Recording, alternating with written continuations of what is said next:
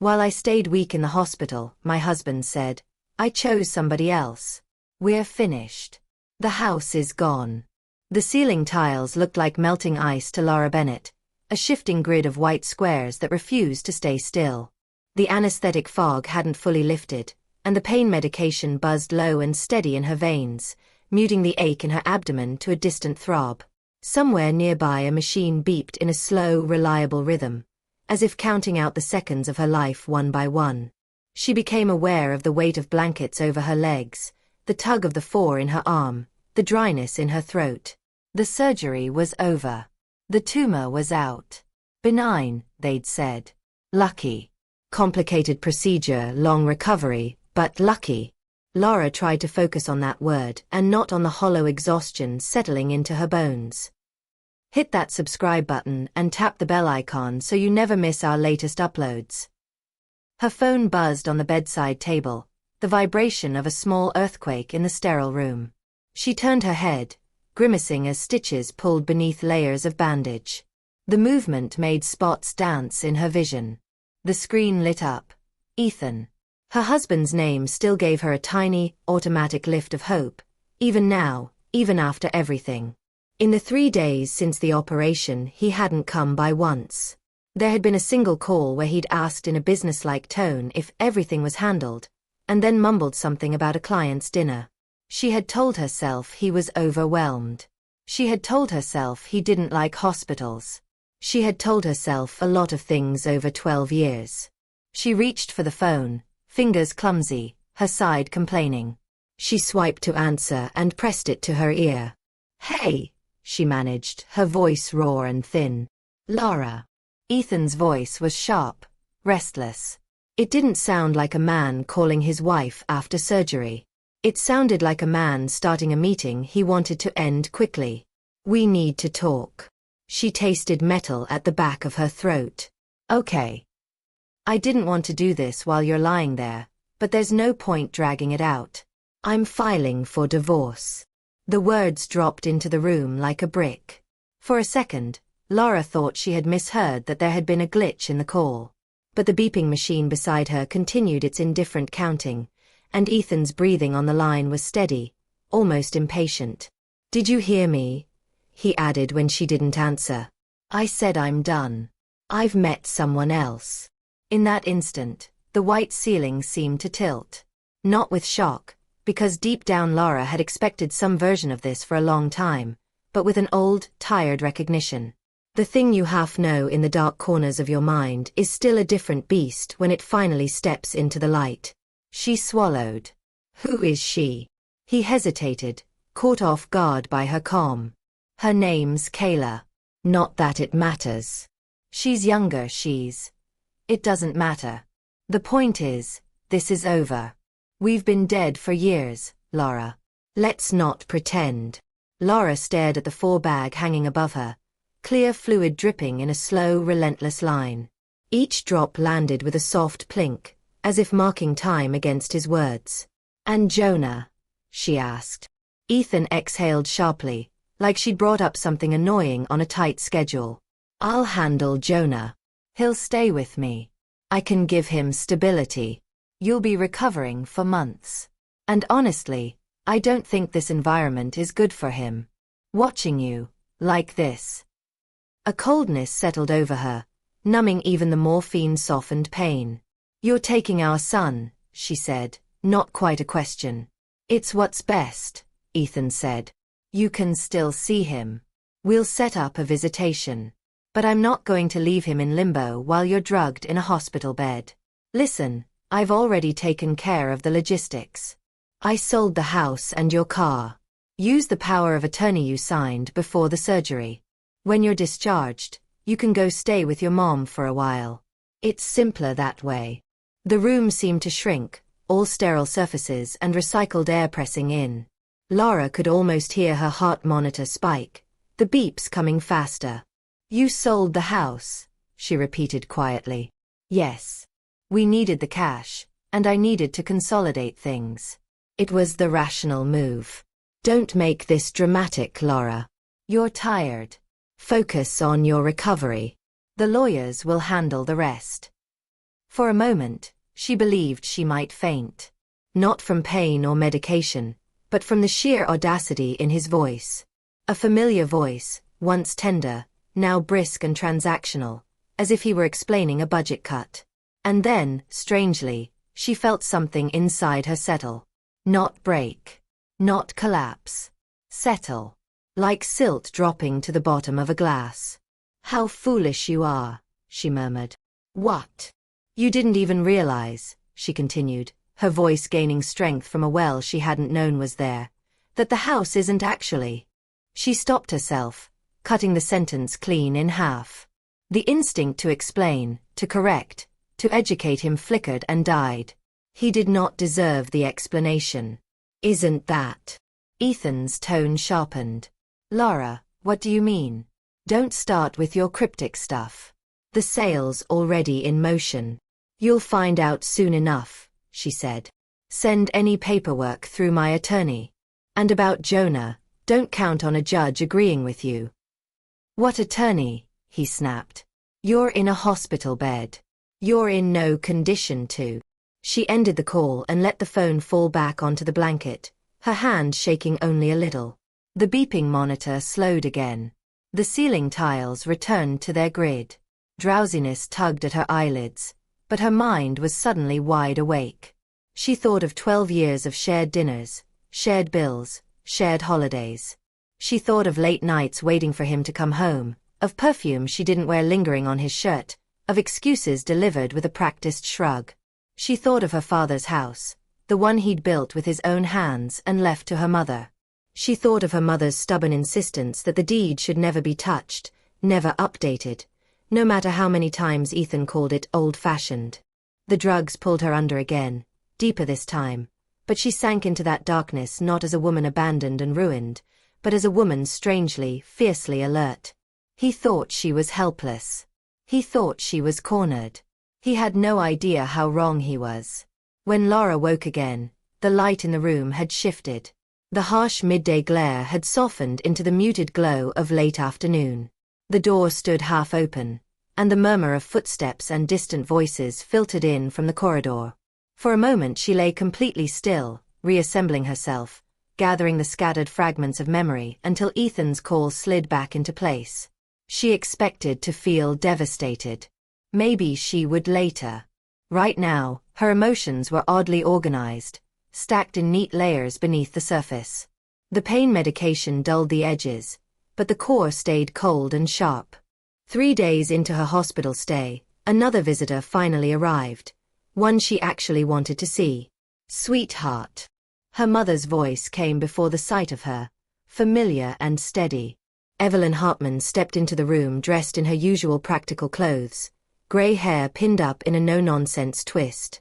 She carried a reusable tote bag stuffed with what looked like half a kitchen, and her eyes shone with a mix of worry and relief. Lara felt a lump rise in her throat. "You came," she whispered. "Of course I came." Evelyn set the bag down and leaned over, pressing a soft kiss to her daughter's forehead. "They told me the surgery went well. That's what matters. How are you feeling?" "Like I got run over by a truck that backed up to check its work," Lara said. Her voice trembled, but she managed a weak attempt at humor. Evelyn smiled, though her eyes flicked briefly to the phone on the blanket. "Has he called?" Lara hesitated. There had been a time when she would have tried to protect her mother from the ugliness. That time was over. "Yes," she said. "He called. He's filing for divorce. Says he's sold the house and my car. Says I should go live with you." For a moment Evelyn's face went absolutely still, the way it did when she was doing math in her head. Then a spark of fury lit behind her eyes, clean and bright. "He sold my house?" she asked, voice deceptively mild. "He thinks he did," Lara replied. "He mentioned using the power of attorney I signed for the surgery. I think he believes that covers everything." "It doesn't," Evelyn said flatly. "But even if he got his hands on some forged paper, that house is in my name, and I am very much alive. Selling property you don't own." She shook her head slowly. "That's not a real sale, that's a crime." Her tone was not hysterical. It was almost clinical, like a doctor delivering a diagnosis. Lara relaxed a fraction. This was the woman who had raised her as a single mom after her father died in a construction accident, who had kept the house paid up by taking double shifts at the clinic and sewing on weekends. Evelyn might be gentle with patients and children, but when cheated or threatened, she was granite. "I'll call the land records office in the morning," Evelyn went on. "We'll see if anything's been filed. And then I'll call Priya." "Priya?" Lara asked, though the answer arrived even as she spoke. "You mean Ms. Patel?" "Yes. You remember her. She handled your father's business paperwork. She's very good and very mean when she needs to be." Evelyn straightened, her expression sharpening with purpose. "Don't worry about the house, Lara. He can't take what he never owned." Lara felt some of the tightness in her chest loosen. "He said he's taking Jonah," she added quietly. "That I'm not capable. That a court would agree." Evelyn's gaze softened again. "We'll deal with that too," she promised. "But one battlefield at a time. For now, you heal. Let me handle the rest." As Evelyn fussed with arranging the blankets and setting out homemade soup in a thermos, Lara's mind drifted backward through the years, tracing the steps that had led them here. She remembered meeting Ethan at a company holiday party when she was 24, freshly hired in the accounting department of a mid-sized engineering firm. Ethan had been the rising star of sales, loud and charming and effortlessly confident. He'd worn a navy suit that fit him like a promise and a laugh that made heads turn. He had zeroed in on her standing alone by the food table, holding a plastic cup of punch like a shield. "You look like you're planning an escape route," he'd said with a grin. "Mind if I help?" He had pursued her with a determination that, at the time, she had mistaken for devotion. Flowers on her desk. Just because. Surprise lunches. Late-night drives to watch the city lights from a hill overlooking the freeway. He had made her feel chosen, singled out in a world of louder, flashier women.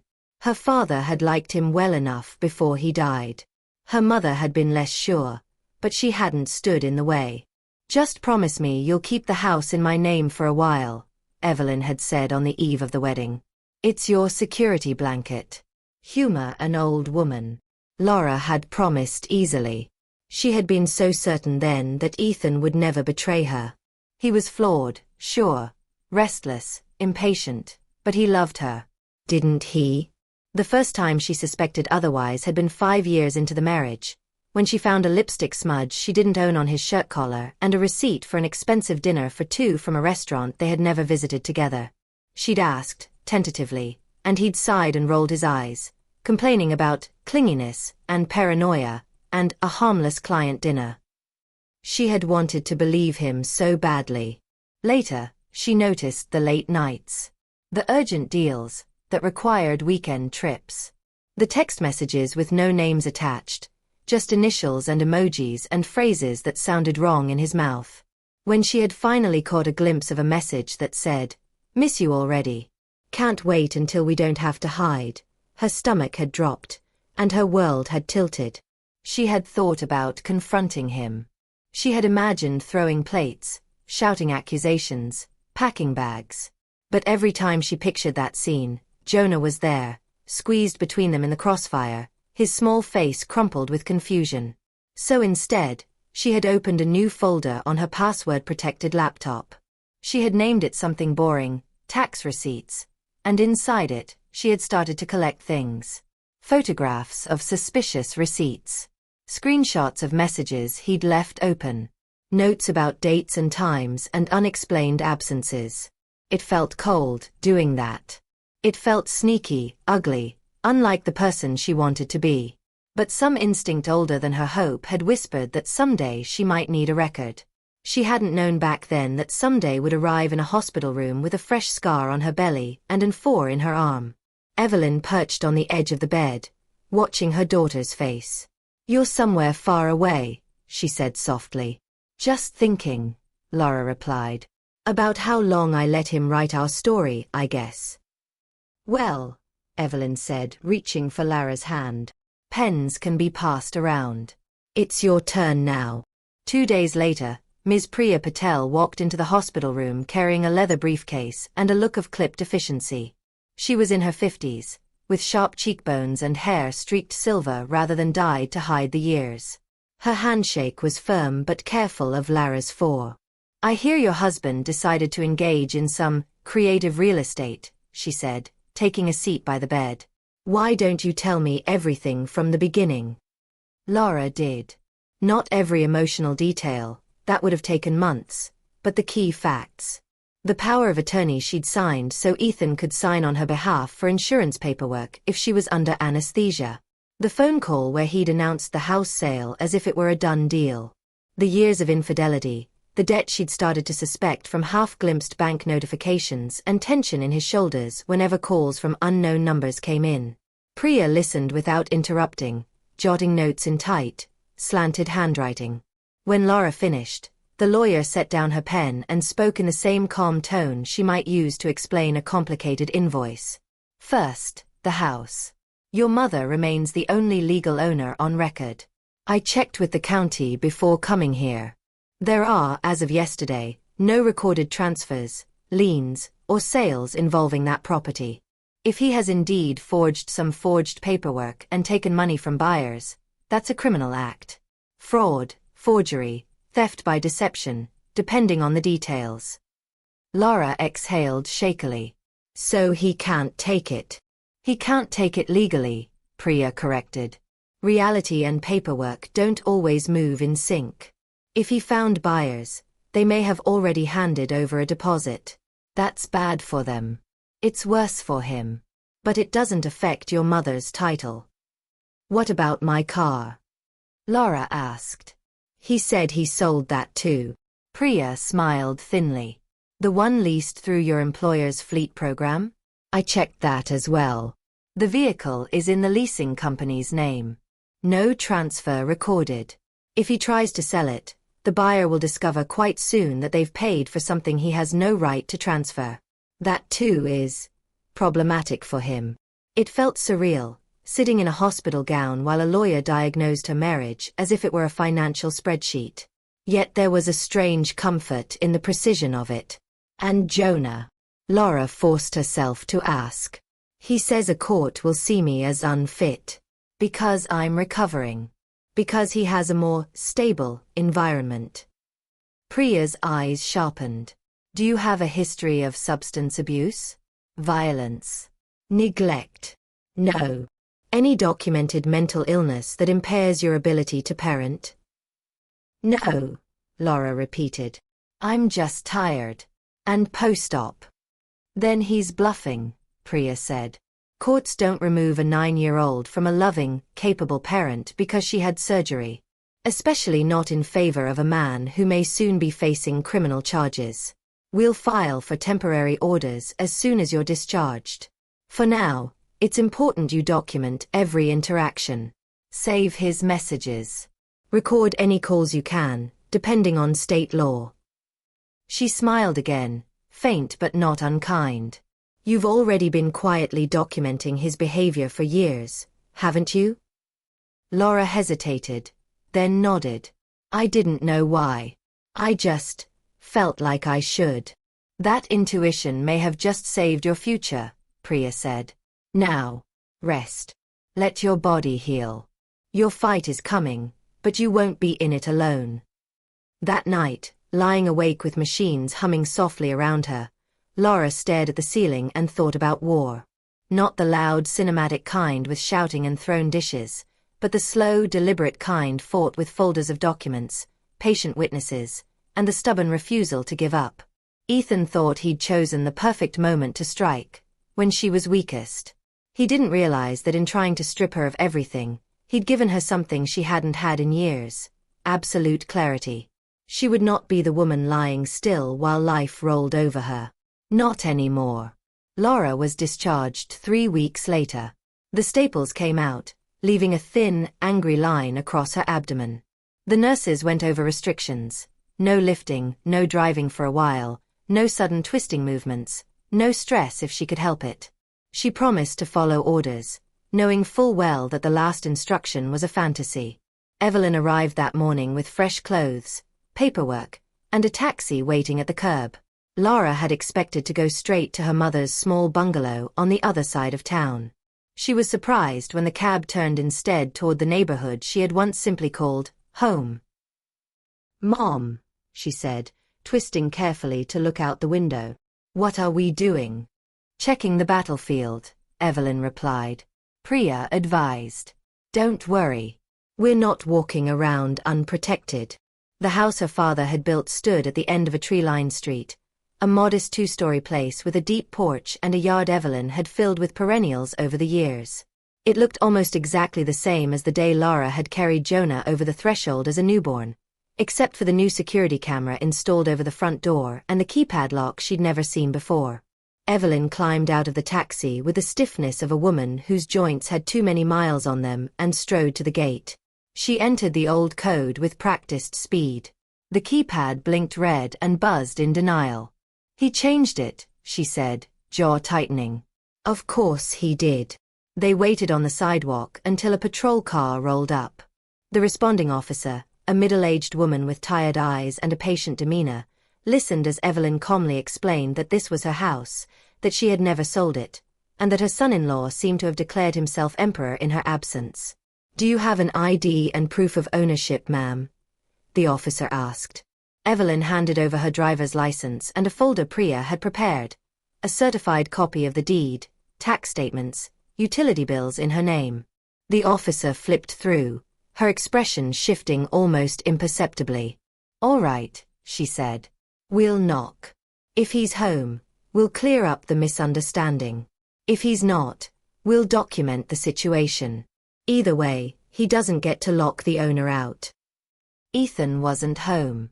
Instead, a thin woman in leggings and an oversized sweatshirt answered the door after several minutes of shuffling sounds. She had glossy hair pulled into a loose bun and tired eyes that widened when she saw the police uniform.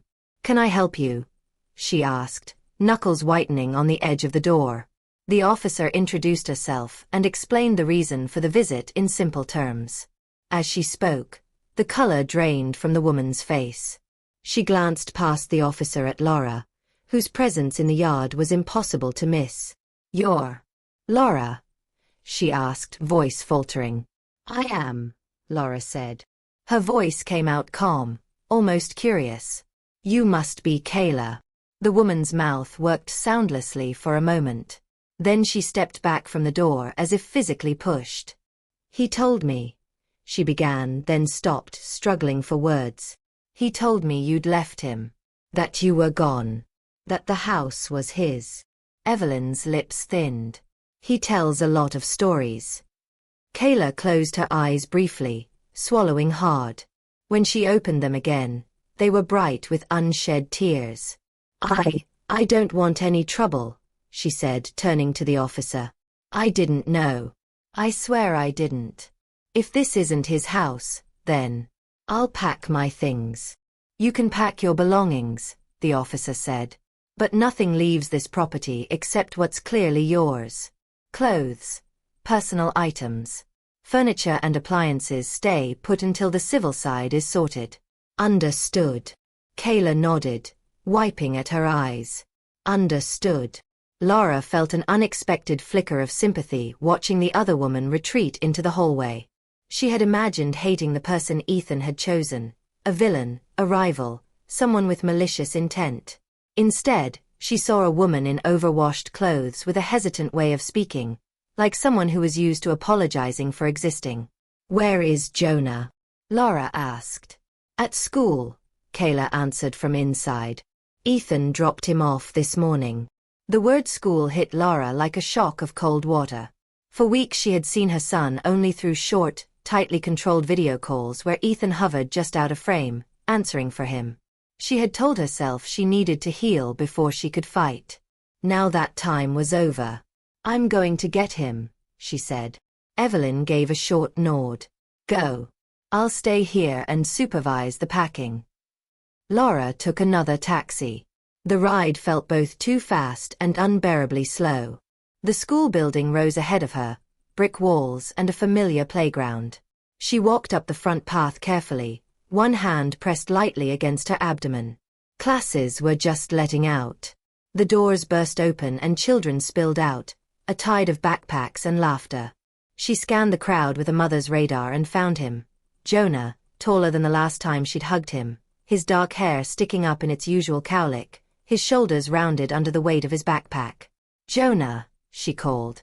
His head snapped up. For an instant, pure joy lit his face. Then confusion washed over it, then a strange, guarded fear. "Mom," he said when he reached her. You're out of the hospital?" Lara smiled through the sudden sting in her eyes. "I am," she said. "They said I'm healing well. I came to pick you up." He stepped back a fraction.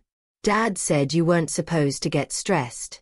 That you needed to stay somewhere quiet. That you left because you didn't want to live with us anymore." The words hit like blows she'd been bracing for without realizing it. She didn't want to live with us anymore. She imagined Ethan saying that in his reasonable voice, like he was explaining a weather pattern. She could almost hear it. "That's not true," she said steadily. "I was in the hospital because I was sick. I had surgery. I couldn't come home, but I never stopped wanting to. I never stopped thinking about you," he said. Jonah's gaze dropped to the pavement. "He said you found someone else. That you wanted a different life. That you didn't want me." Every muscle in Lara's body wanted to flinch. She didn't. She sank slowly into a crouch, ignoring the pull in her abdomen, until she was at eye level with him. "Look at me," she said quietly. After a moment, he did. "I am your mother," she said. "I have not left you. I have not chosen anyone over you. Your father is angry, and he is saying things that are not true. Grown-ups sometimes do that when they are scared or ashamed. But the truth is this. I love you. I am fighting for you. That has not changed and will not change." Jonah's lower lip trembled. Are you and Dad getting divorced?" "Yes," Lara said. She forced herself not to soften it with maybes or complicated explanations. Children understood clean truths better than vague comfort. "We are. We won't live together anymore." "Who will I live with?" he whispered. "With me," Lara said, her voice soft but firm. "You'll see your dad, but you'll live with me. With Grandma. That's already in motion." Dad said. "I know what he said," she cut in gently. "And a judge will look at everything and make decisions based on the facts. Okay. Not on what one angry person says." Something in him broke then. He surged forward, throwing his arms around her neck with desperate force. Pain flared in her abdomen, but she held him tight, burying her face in his shoulder. "I missed you," he choked. "I missed you more than anything," she murmured. "Let's go home." Home for now was her mother's bungalow, crowded with extra furniture and the smell of simmering stew. Jonah moved through it like someone exploring a museum of his own childhood. Photos of him as a toddler on the walls, the old toy bin still tucked into the corner of the living room. That evening, while Jonah watched a cartoon with Evelyn on the couch, Lara sat at the kitchen table with Priya. The lawyer's phone lay between them, screen glowing with new emails. "The buyers have filed formal complaints," Priya said, scrolling. "Your husband took $70,000 from one couple as a deposit on the house, and $15,000 from another man for the car. He appears to have promised a rapid closing, then stalled when the title company raised questions. The buyers involved the police. The police involved the district attorney." "And now?" Lara asked. "And now," Priya said, "there's an arrest warrant out for him on multiple counts of fraud and forgery. They'll pick him up soon, if they haven't already." Lara thought of Ethan's voice on the phone, so sure of his leverage. "You're stuck there. I'm in control." She wondered if he had realized yet how drastically the ground had shifted beneath him. The call came 3 days later, just after dawn.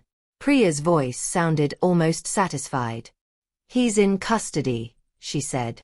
"He turned himself in with a lawyer present, which is wise, but the judge agreed with the prosecutor that he's a flight risk.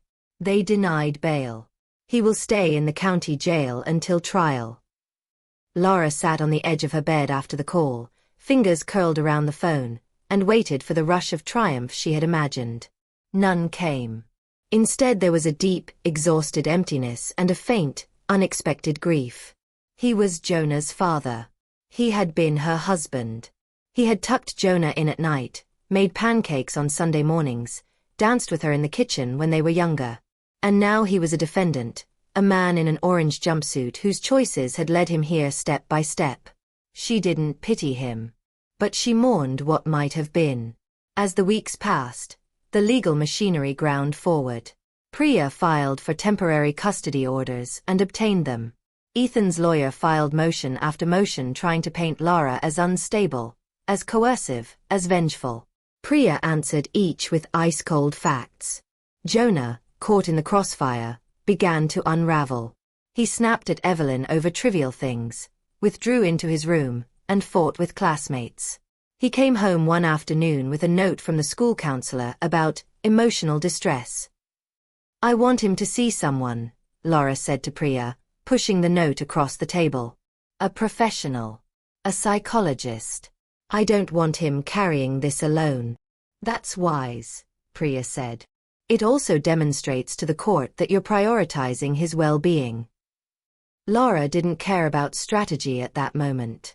She cared about the way Jonah stared at the television but didn't seem to see it, the way he picked at his food, the way he started awake at night.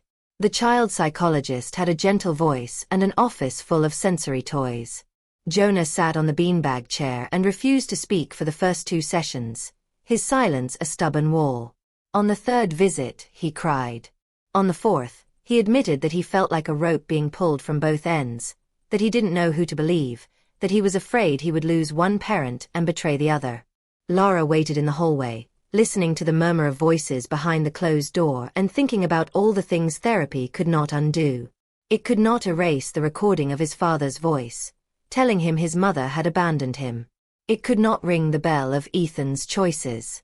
But maybe it could give her son a few tools to process what had happened instead of letting it rot inside him. The trial came with the first chill of early winter. The courthouse smelled of old paper and coffee. Reporters hovered by the entrance, hungry for quotes.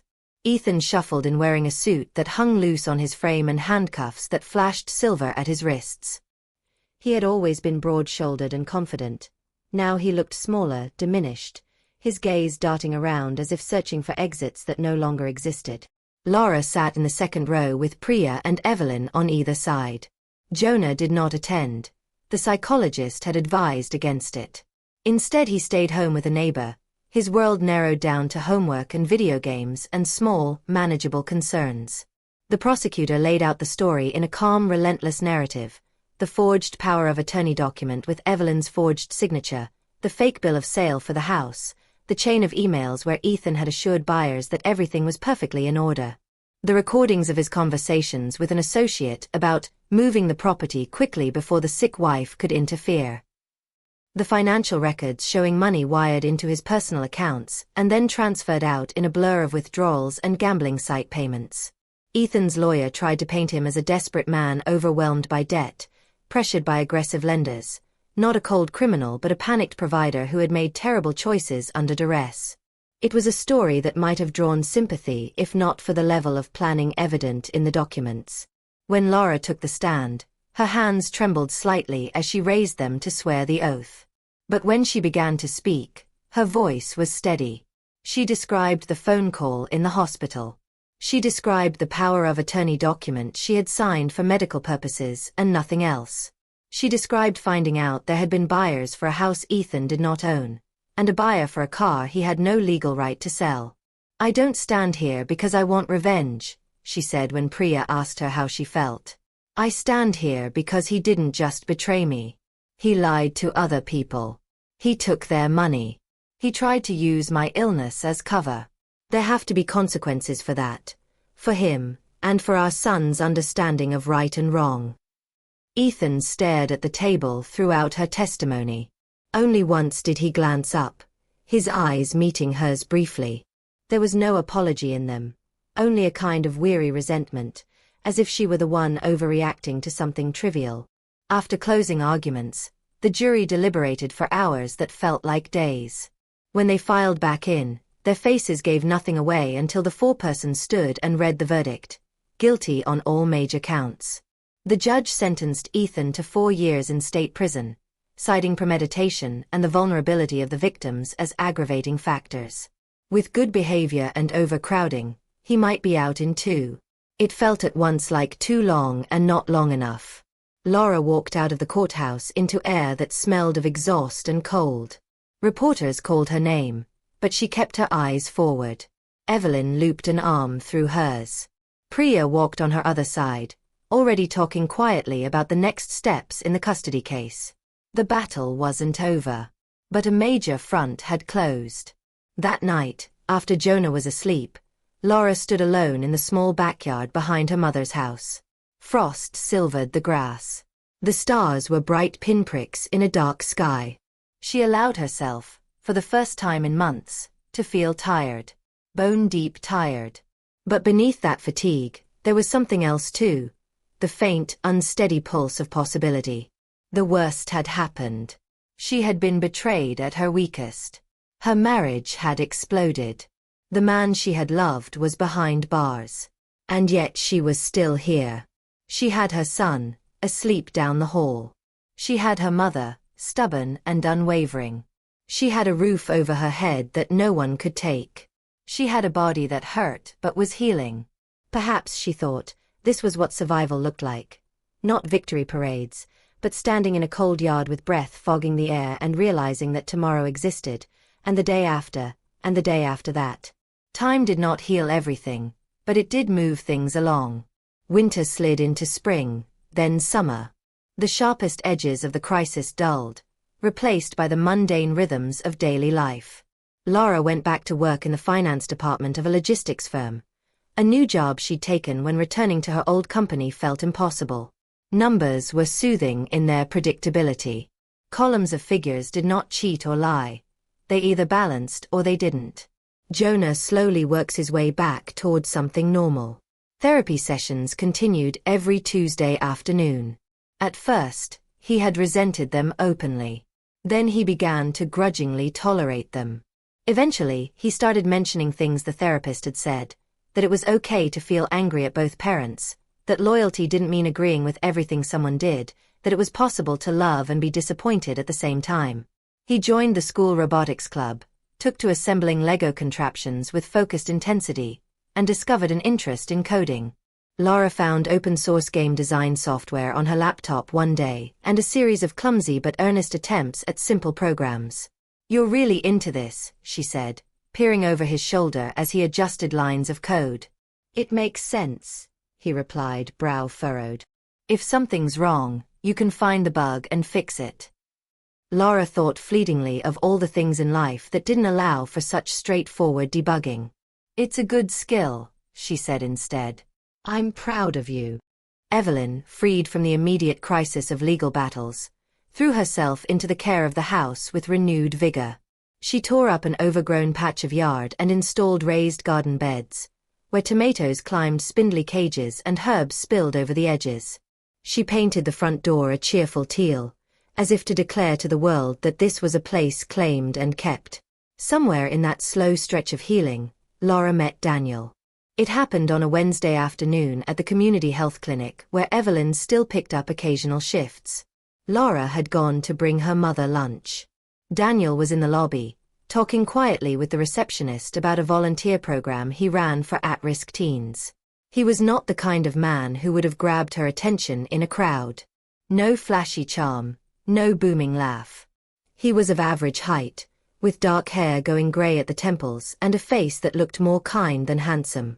He wore a slightly rumpled button-down shirt and carried a stack of brochures under one arm. He smiled at Lara as she passed, one of those ordinary, polite smiles people give each other in public spaces. She might have forgotten him before she reached the elevator if not for the way he looked at her. Not through her, not quickly away, but directly, as if he was paying full attention to a fellow human being.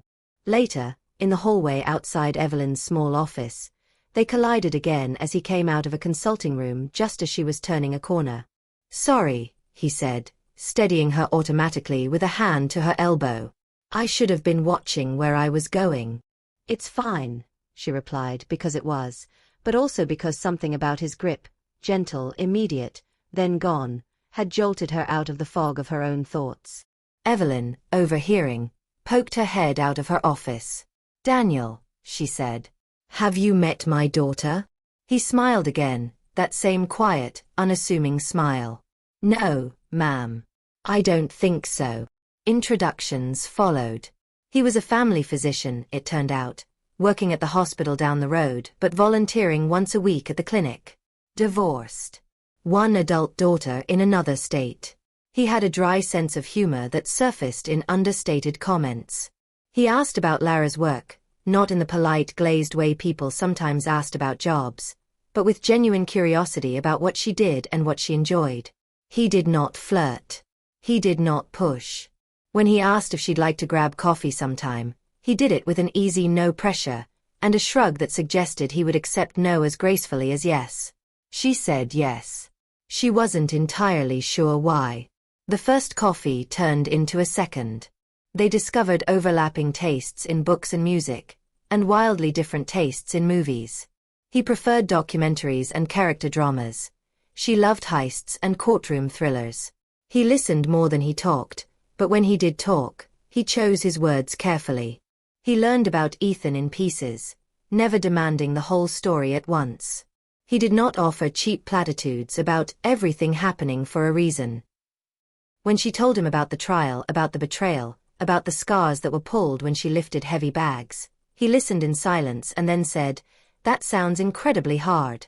I'm glad you're still here." It was such a simple sentence. It landed like water on dry earth. Jonah met him after a few weeks, cautiously. Lara had warned Daniel that her son's trust had been badly shaken, that any new adult in his life would have to earn their place. Daniel seemed to understand. He didn't try to win Jonah over with grand gestures. He showed up for the robotics club's regional competition and cheered in all the right places. He explained basic chess openings without condescension. He treated Jonah not as a problem to solve or a project to fix, but as a person worth knowing. One evening, as Lara dried dishes at the sink, she heard Jonah say from the living room, "Do you think you're going to stick around? Or are you going to leave like my dad did?" There was a long pause. Lara froze, the plate in her hands dripping warm water back into the sink, her heart thudding. "I can't promise nothing will ever change," Daniel said eventually. "Life doesn't work that way. But I can promise I won't disappear without talking to you. If I'm in your life, I'll be honest about what I'm doing. Even when it's hard. Does that make sense?" Another pause. Then Jonah's voice, skeptical but softer. "I guess." Lara stared at the kitchen window, at the reflection of her own face, and felt something stir in her chest that she had not allowed herself to feel since before the hospital. Cautious hope. Months later, a letter arrived in the mail with Ethan's name on the return address and the return address of a correctional facility stamped in stark black ink. Lara sat at the kitchen table with Evelyn and Daniel while Jonah did homework in his room. She turned the envelope over in her hands, feeling the weight of it. "Do you want to read it?" Daniel asked gently. "I'm not sure," she admitted. "Part of me wants to burn it unopened. Part of me wants to know what he thinks he can say." "Whatever you choose is okay," Evelyn said. "It doesn't obligate you to do anything." In the end, she opened it. The paper inside smelled faintly of cheap institutional ink. The handwriting was familiar, looping and slightly slanted, Ethan's, from shopping lists and birthday cards and notes left on the fridge years ago. He wrote about how prison had given him time to think. He wrote about regret, about how he'd taken shortcuts his whole life and finally hit a wall he couldn't charm his way through. He wrote about Jonah, about missing him, about wanting a chance someday to explain. He also wrote about himself a lot, about the indignities of prison food, about the boredom, about the unfairness of certain guards. The letter was full of I, me, my, and only occasionally you or our son.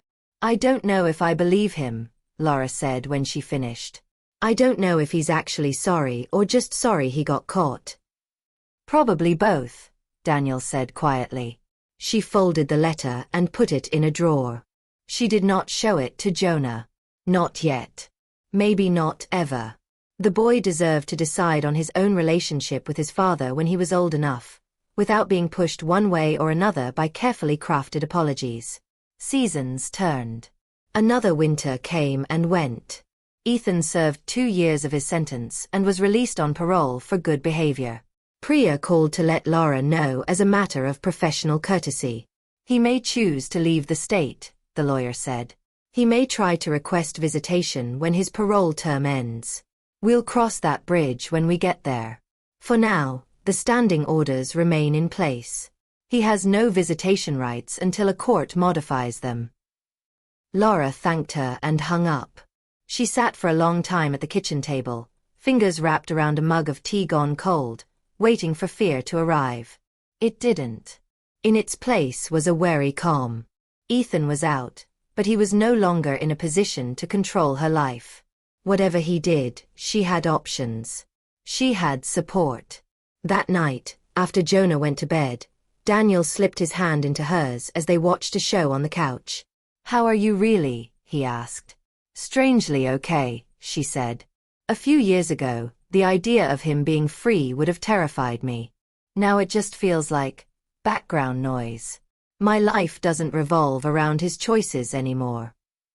"That's a big shift," Daniel said. "One you created."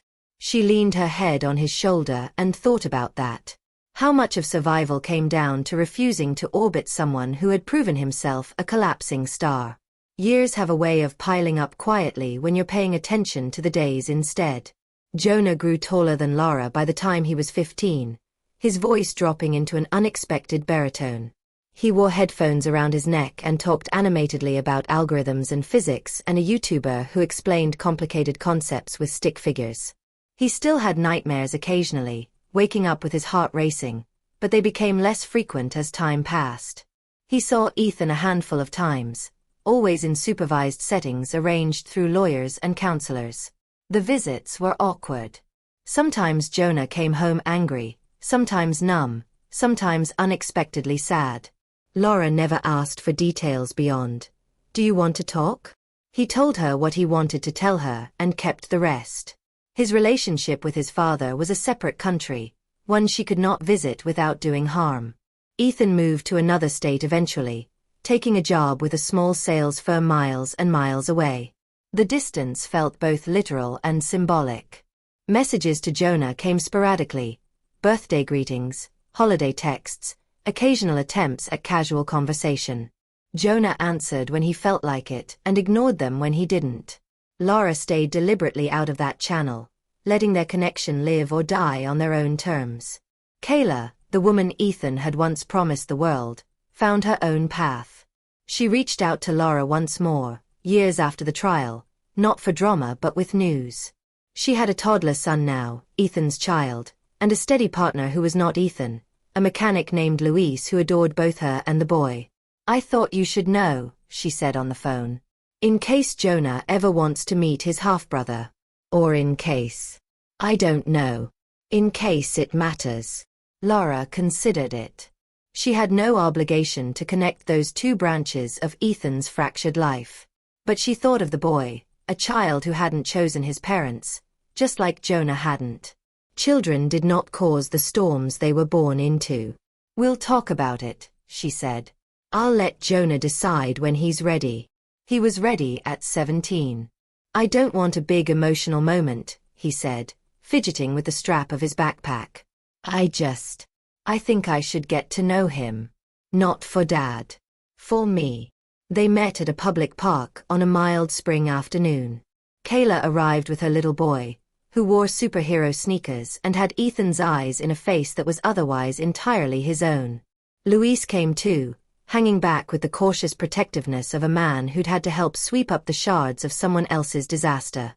Jonah and the boy, named Alex, regarded each other with the solemn curiosity of cats meeting for the first time. Then someone produced a soccer ball. Within 10 minutes they were running and laughing together, past and future temporarily suspended in the universal language of kicking something across grass. Lara watched from a bench, sitting beside Kayla while Louise stood watchful at a distance. The women shared small talk at first. The weather, school, work. Then, as the boys shouted and chased the ball, the conversation deepened. "I used to hate you," Kayla admitted suddenly, twisting a tissue in her hands. "Before I met you. I thought you were the person standing between me and the life he promised. Then I found out he'd been lying to both of us. I still feel so stupid sometimes." "You were young," Lara said. "And you trusted him. That's not stupidity. That's human. Does it ever stop bothering you?" Kayla asked quietly. "The fact that you spent years with someone who wasn't who you thought they were?" Lara thought of nights spent staring at the ceiling, replaying scenes from her marriage with the benefit of hindsight. The way Ethan had joked about bending the rules. The way she had laughed along instead of asking what rules he meant. "It gets quieter," she said. "The hurt doesn't vanish. But it stops being the whole story. It becomes a chapter. Not the book." Kayla nodded, absorbing that. They sat in companionable silence for a while, watching their children. Later, driving home, Jonah stared out the window. "He looks like me," he said finally. "Alex. He has Dad's eyes." "Genes are sticky things," Lara replied. "You both got some of the same ones. Do you think he's going to turn out like Dad?" Jonah's voice was tight, as if he already knew the answer and dreaded it. "I think he'll turn out like himself," Lara said. "Just like you did. Having a certain parent doesn't doom you. It just gives you extra work to do sorting out what to keep and what to reject." Jonah was quiet for a moment. "I don't want to be like him," he said. "Not the lying part. Not the easy money part." "You already aren't," Lara said. "You go out of your way to tell me when you mess up. Sometimes more than I even need to know." He huffed a small laugh. "Yeah, well, my therapist says secrets grow mold." She smiled, feeling a swell of gratitude for the calm woman with the sensory toys who had helped her son build a map through the mess. Time marched on. Jonah graduated high school with honors in mathematics and computer science. Lara cried unabashedly at the ceremony, clapping until her hands hurt. Evelyn cried too, though she insisted it was just allergies. Daniel filmed the whole thing and then took everyone out for burgers afterward, insisting on dessert even when they were full. When an acceptance letter arrived from a respected university's engineering program, Jonah carried it into the kitchen with an expression that was half triumph, half terror. "I got in," he said, holding up the envelope. Lara and Evelyn screamed and hugged him. Daniel shook his hand like he was a colleague joining a team. That night, when the house was quiet, Lara stood alone in the doorway of Jonah's room. Posters on the wall, textbooks on the desk, a half-disassembled robot on the floor. This had been the center of her universe for so long, making sure this boy felt safe, supported, loved. Soon he would step into a wider world.